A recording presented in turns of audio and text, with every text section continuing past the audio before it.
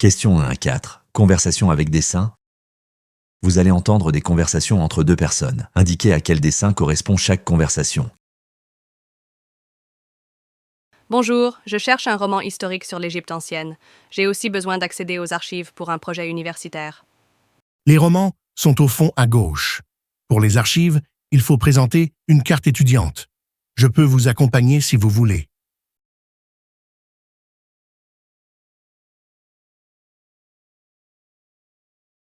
Ma voiture fait un bruit métallique à l'arrière, surtout quand je freine. Le voyant orange s'est aussi allumé ce matin. On va la mettre sur le pont élévateur pour inspecter les freins. Je vérifierai aussi le système électronique pour le voyant moteur.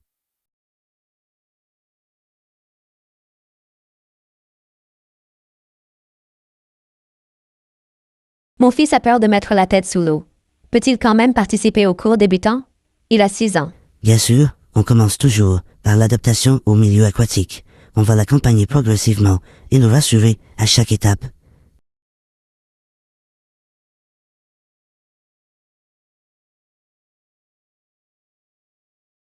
Le fournisseur a proposé de nouveaux termes qui ne nous conviennent pas.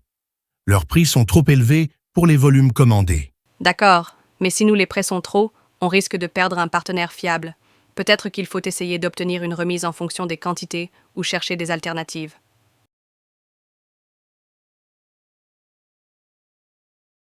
Question 5 à 8. Annonce publique.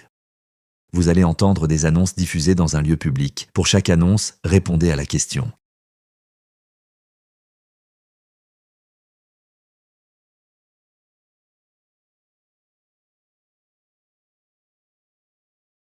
L'accès aux installations sportives sera temporairement suspendu pendant la phase de traitement acoustique des espaces collectifs.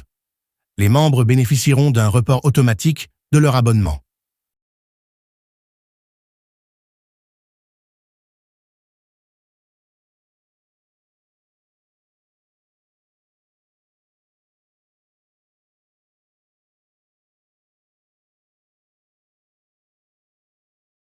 Le vol 674 à destination de Madrid connaît une réorganisation des procédures d'embarquement pour des raisons techniques. Les passagers sont invités à se regrouper selon les zones de priorité affichées sur les écrans de la porte 21.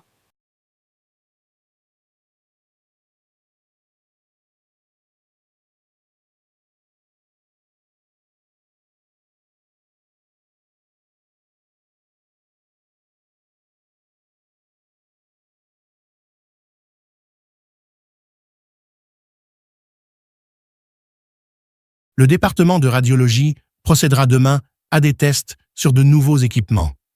Les examens prévus après 14 heures pourraient être réorientés vers d'autres unités. Les patients concernés recevront un appel dans les prochaines heures.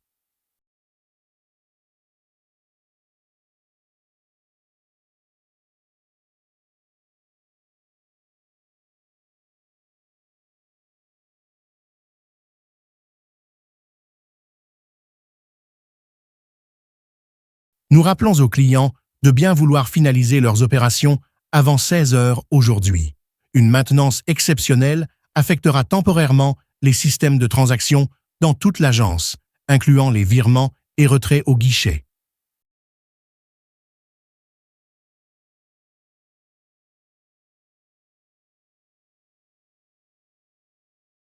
Question 9 à 14. Message sur répondeur téléphonique.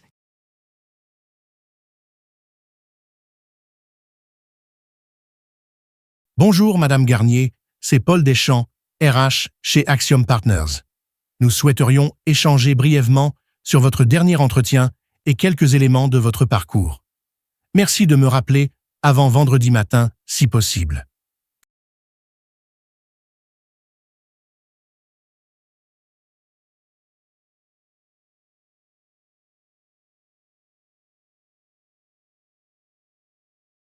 Bonjour Monsieur Perrin, c'est Julie Lefrançois de la société Immovalor. Votre demande de révision du bail a bien été reçue. Pourriez-vous nous indiquer vos disponibilités pour une visite technique préalable?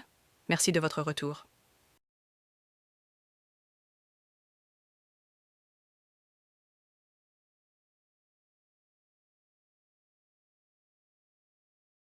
Bonjour Madame Diallo, ici Benoît de la société Novacom. Je vous contacte au sujet de la campagne publicitaire prévue ce trimestre. Quelques validations graphiques sont encore attendues. Merci de revenir vers moi rapidement.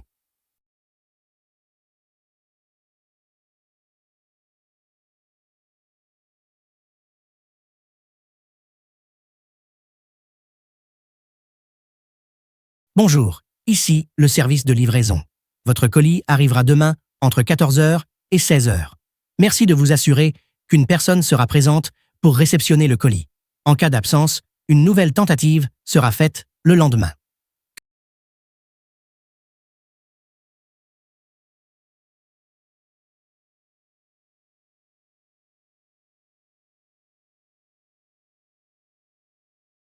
Bonjour, Monsieur Lambert. Votre demande de prêt a été acceptée après analyse de votre dossier. Nous vous invitons à prendre rendez-vous en agence pour signer les documents nécessaires. N'hésitez pas à nous contacter pour toute question. À bientôt.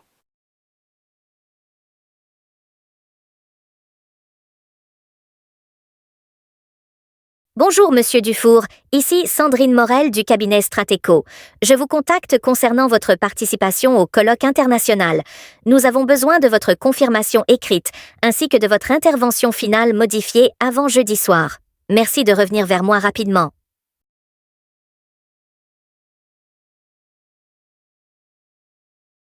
Questions 15 à 20. Micro-trottoir. Vous allez entendre 3 personnes répondre à la question suivante. Faut-il limiter les investissements étrangers dans les entreprises locales? Indiquez si la personne interrogée A. Oui, cela protège l'économie nationale. B. Non, cela freine l'innovation et la compétitivité. C. Cela dépend de la nature des investissements. D. Je pense que cela nécessite une régulation stricte. Limiter les investissements étrangers peut offrir une protection aux industries locales contre la domination étrangère. Mais cela peut aussi nuire à la compétitivité et à l'innovation dans un monde globalisé.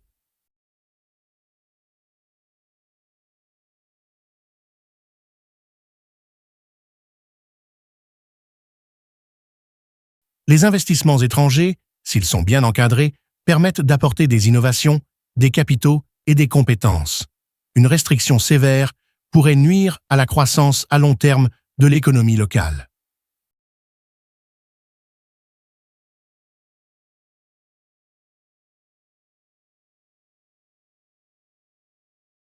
Il serait plus sage de réguler ces investissements plutôt que de les limiter totalement. Les secteurs stratégiques peuvent être protégés sans pour autant interdire les investissements étrangers.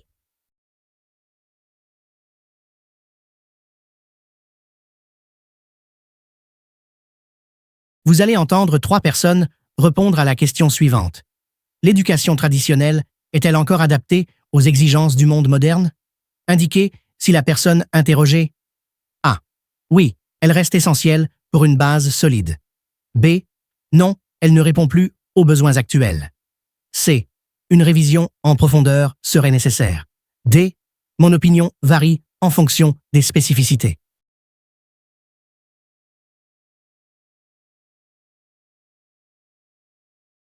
L'éducation traditionnelle, tout en étant une base solide de connaissances, doit impérativement évoluer pour intégrer les nouvelles technologies et compétences. Il est essentiel d'y inclure des aspects pratiques et adaptatifs pour préparer les jeunes aux défis futurs.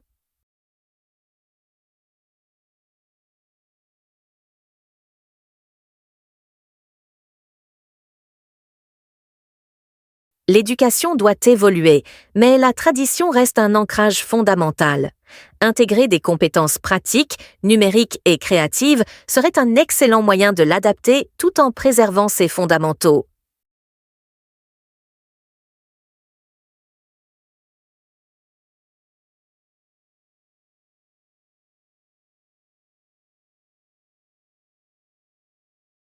L'éducation traditionnelle a bien sûr ses limites, mais tout n'est pas à rejeter. Selon les contextes et les besoins spécifiques des élèves, il est possible de concilier approche traditionnelle et modernité pour un enseignement plus pertinent.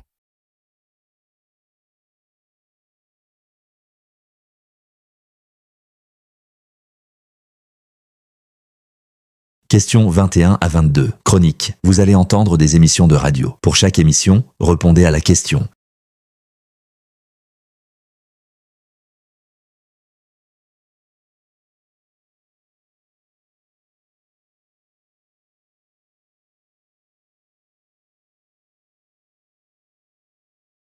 Avec l'essor d'Internet et des réseaux sociaux, les fake news ou fausses informations circulent rapidement. Certaines sont créées pour manipuler l'opinion, d'autres simplement pour attirer l'attention ou créer du buzz. Elles peuvent concerner la politique, la santé, l'économie ou l'écologie. Pour les repérer, il faut développer son esprit critique, vérifier les sources, recouper les informations et faire preuve de prudence avant de partager. L'éducation aux médias devient essentielle pour les jeunes et les adultes. Certaines plateformes luttent activement contre ces contenus, mais la responsabilité individuelle reste importante. Face à une information choquante ou surprenante, il faut toujours se poser des questions. Le développement de l'esprit critique est aujourd'hui indispensable pour évoluer dans une société où l'information est omniprésente.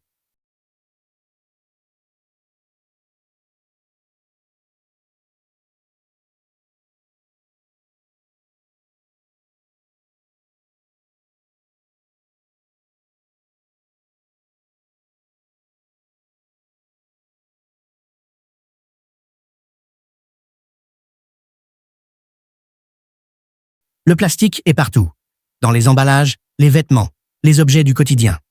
Bien qu'il soit pratique et peu coûteux, il est aussi à l'origine de nombreuses pollutions. Chaque année, des millions de tonnes de plastique se retrouvent dans les océans, menaçant la faune marine. Certaines matières plastiques mettent des siècles à se décomposer. Des alternatives existent, comme les emballages biodégradables ou le vrac. Les gouvernements encouragent le recyclage et interdisent certains objets jetables. Mais les habitudes de consommation jouent un rôle essentiel. En réduisant notre usage de plastique et en choisissant des produits durables, chacun peut contribuer à limiter les dégâts. L'avenir de la planète passe aussi par une consommation plus responsable et plus consciente.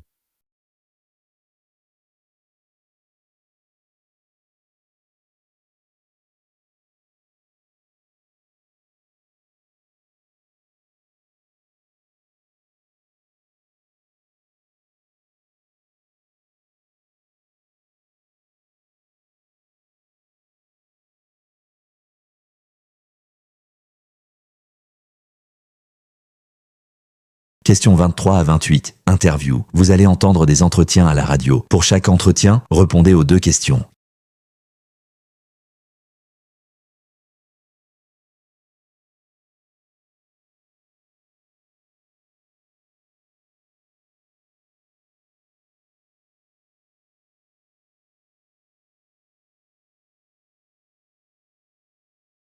Aujourd'hui, nous parlons de la biodiversité et de son importance pour l'équilibre de la planète. Pour en discuter, nous avons le docteur Pierre Lefebvre, biologiste. Merci de nous rejoindre, docteur Lefebvre. Merci de m'accueillir. Il est crucial de sensibiliser le public à ce sujet. Pourquoi la biodiversité est-elle essentielle pour notre planète? La biodiversité permet de maintenir des écosystèmes équilibrés, de purifier l'air et l'eau, et elle soutient la sécurité alimentaire. Quelles sont les plus grandes menaces pour la biodiversité? Les principales menaces incluent la déforestation, le changement climatique et la pollution.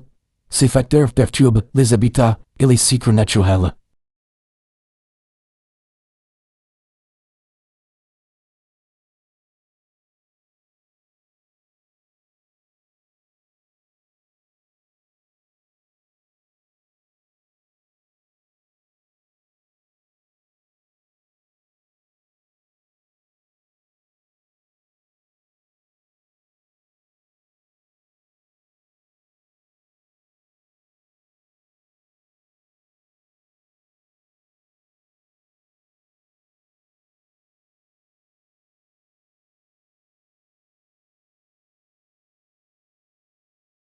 Aujourd'hui, nous avons le privilège de recevoir la professeure Elisabeth Ménard, spécialiste en éthique des technologies émergentes. Madame Ménard, merci beaucoup d'être ici avec nous. Merci à vous pour l'invitation. C'est un sujet complexe mais passionnant, car les technologies transforment non seulement nos vies, mais aussi nos valeurs et principes fondamentaux. Les nouvelles technologies, telles que l'intelligence artificielle et la biotechnologie, soulèvent de nombreuses questions éthiques. Quelles sont, selon vous, les principales préoccupations? L'une des préoccupations majeures réside dans la question du contrôle. Qui détient le pouvoir de décider des algorithmes qui gouvernent notre vie quotidienne? De plus, il existe une inquiétude croissante concernant la confidentialité des données et la surveillance. Enfin, les implications sociales et économiques des technologies émergentes, telles que le remplacement du travail humain par des machines, sont également au cœur du débat. Dans quelle mesure l'éthique peut-elle réguler ces technologies sans freiner l'innovation? L'éthique ne doit pas être un frein, mais plutôt un guide. Il s'agit de créer des cadres normatifs qui favorisent une innovation responsable.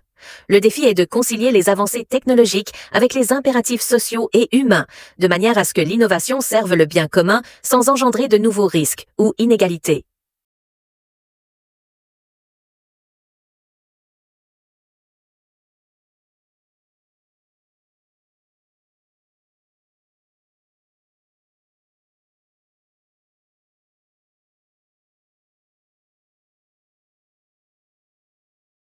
Aujourd'hui, nous abordons les effets de l'immigration sur le marché du travail avec Madame Aline Gérard, sociologue et experte en migration internationale. L'immigration peut avoir des effets à la fois positifs et négatifs sur un marché du travail.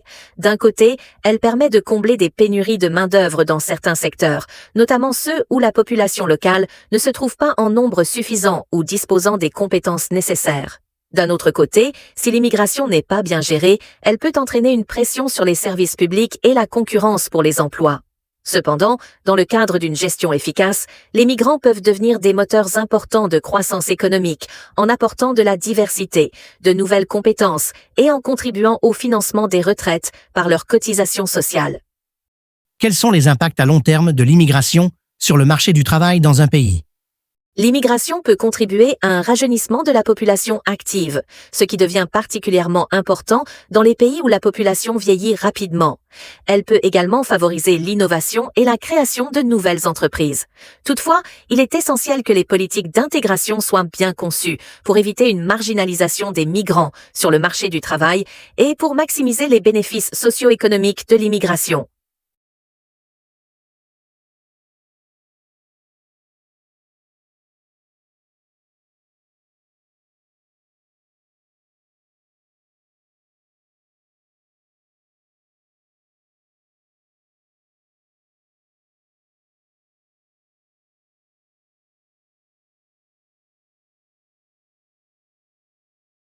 Questions 29 et 30. Reportage radio. Vous allez entendre un long reportage radio. Écoutez et répondez aux deux questions.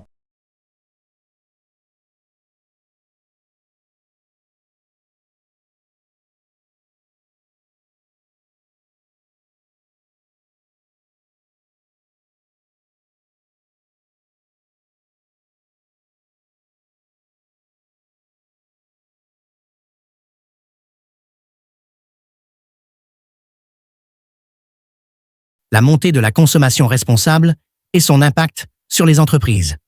La consommation responsable est un phénomène en plein essor, porté par une prise de conscience croissante des enjeux écologiques et sociaux. Les consommateurs, de plus en plus informés, privilégient les produits durables, éthiques et respectueux de l'environnement. Cette tendance pousse les entreprises à repenser leur modèle économique, à adopter des pratiques plus responsables et à communiquer sur leurs actions en matière de développement durable. Les entreprises doivent désormais intégrer des critères écologiques et sociaux dans leur chaîne de valeur, qu'il s'agisse de la production, de la distribution ou de la gestion des déchets. L'un des principaux défis consiste à maintenir la rentabilité tout en respectant ces nouveaux engagements.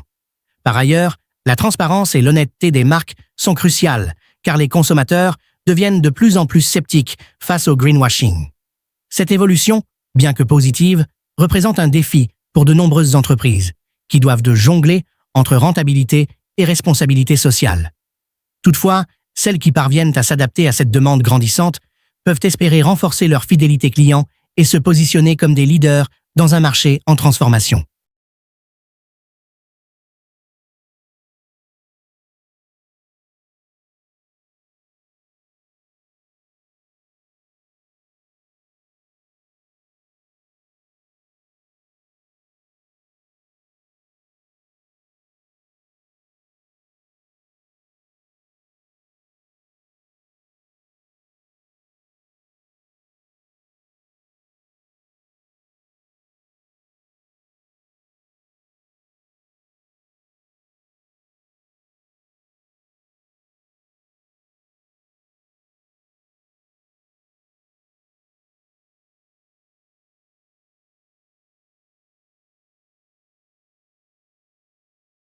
Questions 31 à 40. Documents divers. Écoutez le document audio et répondez à la question.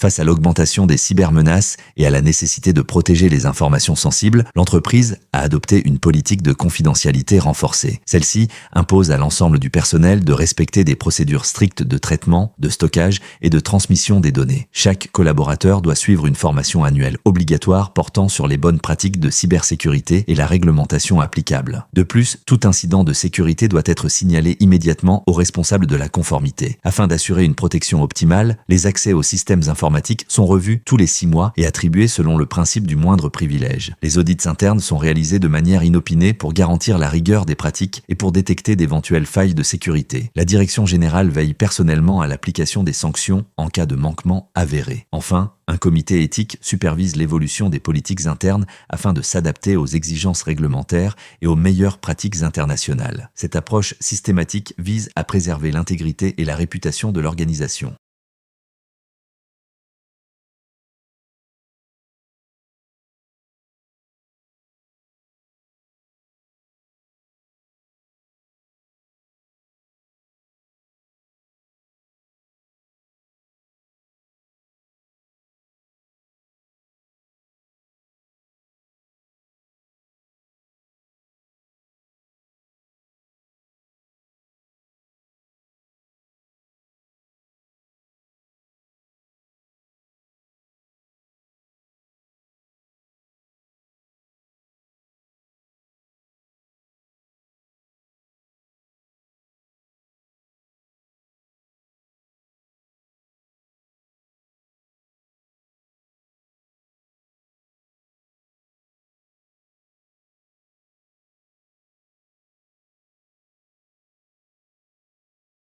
Afin de rationaliser le développement des projets stratégiques, l'entreprise a instauré une procédure de validation rigoureuse, applicable à toutes les initiatives dépassant un budget de 100 000 €.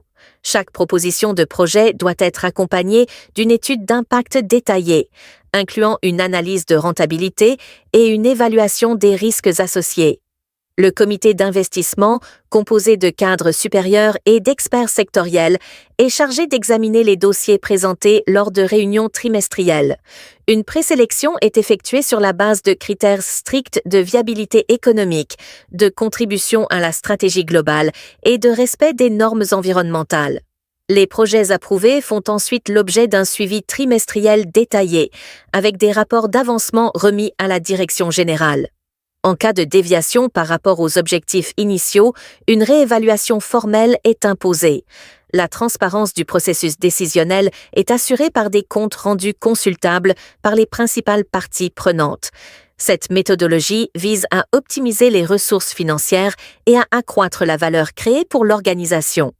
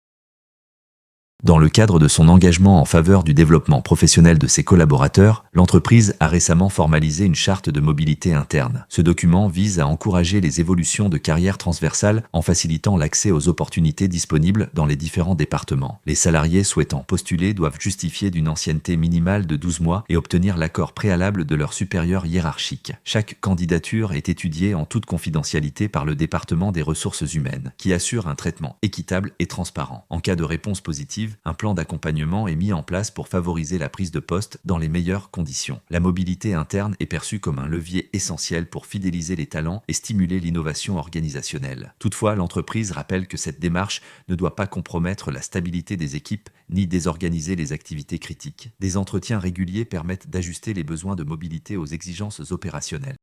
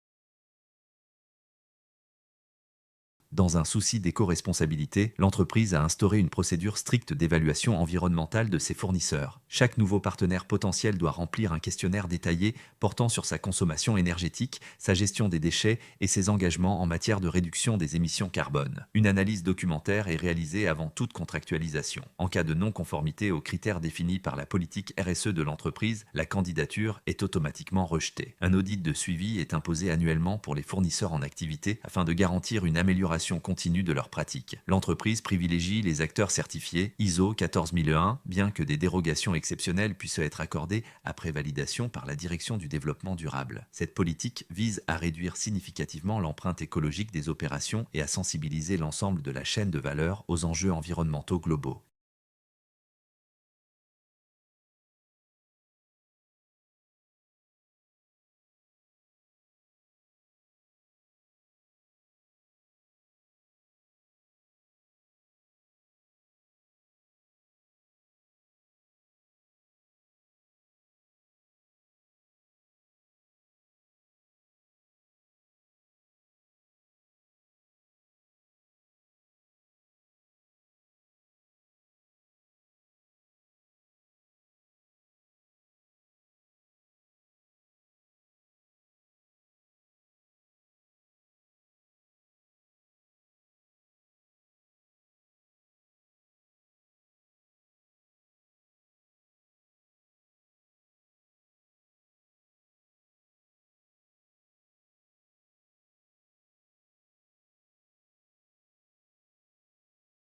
Dans le cadre de la préservation de son image institutionnelle, l'entreprise a adopté une directive encadrant l'usage des réseaux sociaux professionnels par ses employés. Tout contenu publié sur des plateformes comme LinkedIn, lorsqu'il mentionne l'entreprise, doit faire l'objet d'une validation préalable par le service communication. Les collaborateurs sont encouragés à valoriser leur expertise, sans toutefois divulguer d'informations sensibles ou confidentielles. La diffusion de données internes non autorisées expose à des sanctions disciplinaires pouvant aller jusqu'au licenciement pour faute grave. Des sessions de sensibilisation sont organisées chaque semestre pour rappeler les règles et les bonnes pratiques en matière de communication digitale. En outre, l'entreprise recommande d'adopter un ton neutre et professionnel dans toute interaction publique associée à son nom. Cette directive vise à préserver la cohérence du message institutionnel, tout en favorisant une utilisation constructive et responsable des réseaux sociaux dans le cadre de la stratégie globale de communication externe.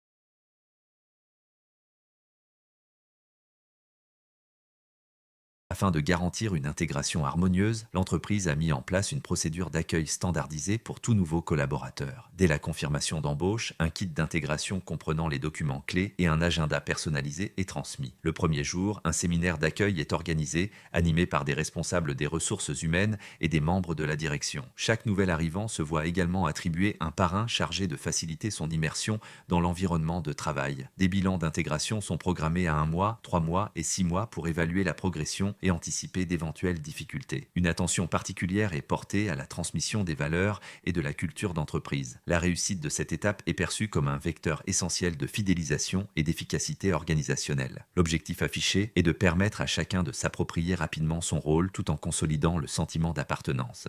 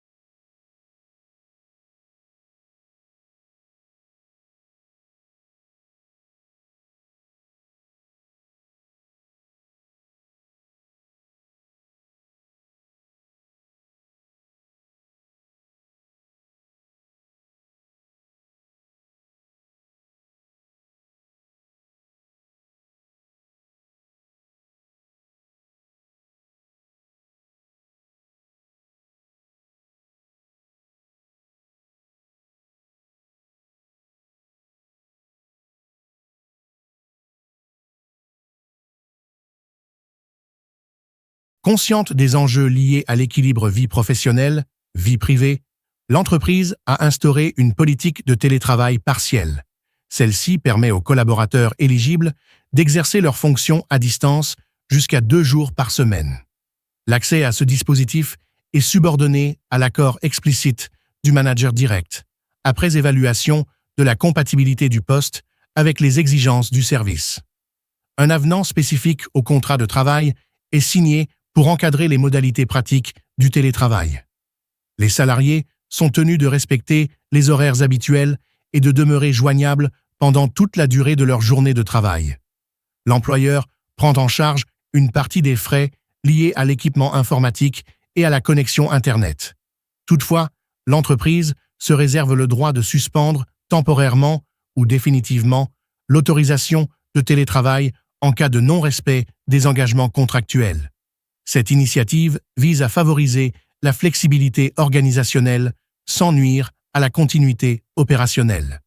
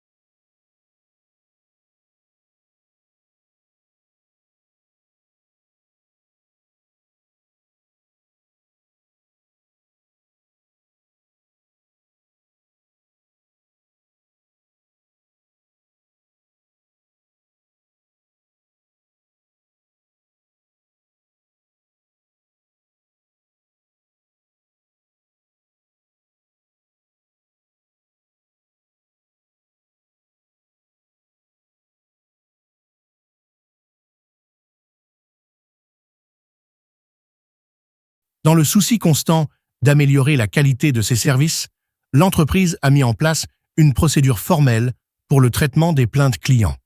Toute réclamation doit être enregistrée dans un délai maximal de 48 heures après réception. Un accusé de réception est ensuite adressé au client dans les 72 heures, précisant les étapes de l'instruction du dossier. L'enquête interne est menée par un référent qualité, en collaboration avec les services opérationnels concernés. Une réponse circonstanciée est fournie dans un délai maximum de 15 jours ouvrables, assortie, le cas échéant, de mesures correctives. Toutes les plaintes sont archivées dans un registre spécifique afin de permettre une analyse périodique des motifs récurrents. Le but de cette démarche est non seulement de résoudre efficacement les différends, mais également de prévenir la récurrence des dysfonctionnements identifiés. En cas de désaccord persistant, un processus d'escalade vers la médiation est prévu.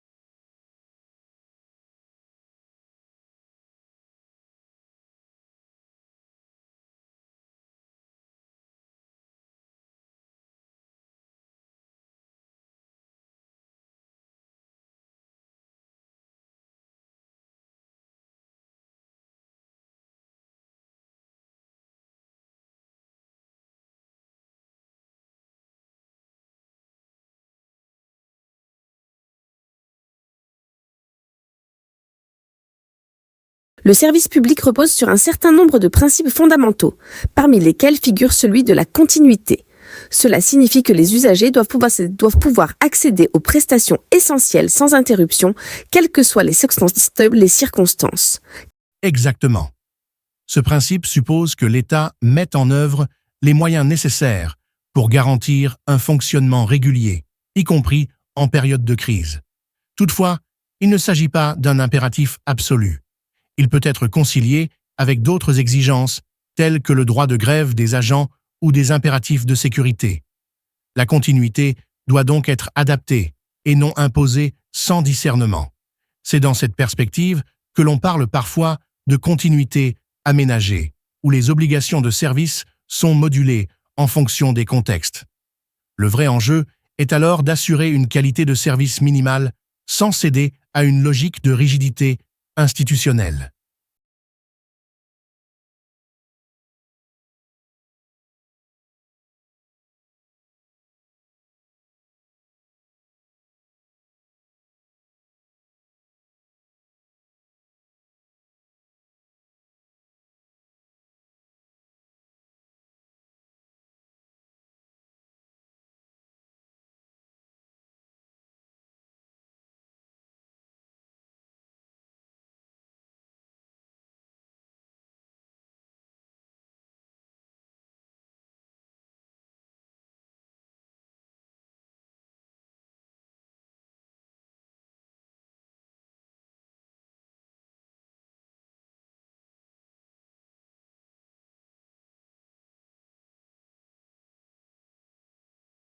La disparition accélérée des espèces est aujourd'hui un problème critique.